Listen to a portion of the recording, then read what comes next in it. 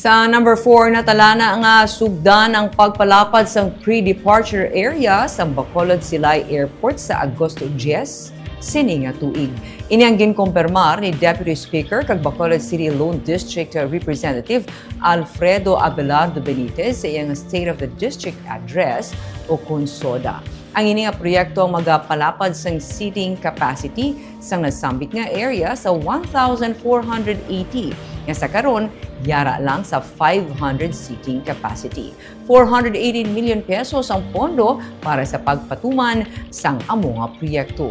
Ginaduso naman ni Benitez ang 380 million pesos nga runway expansion sang airport. Samtang may duha naman ka flyovers nga ginaplano ang kongresista nga ipatukod sa Bacolod City Circumferential Road, Burgos Avenue kag Circumferential Road, Alihis intersections. Sunod sa iya, magutok na ang mga dalan ilabi na kung rush hour kag ang pagbutang sang flyovers ang isa sa mga solusyon agud mapahagan-hagan ang lakat sang trapiko.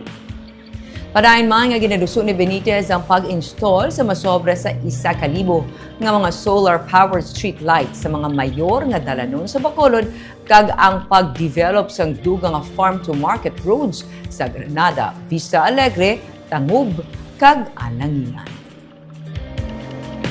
Improve means efficient movement of people and goods, creating a greater economic opportunities for Bacolodnons and opening more doors for tourism and trade that brings Bacolod closer to the rest of the country and the world.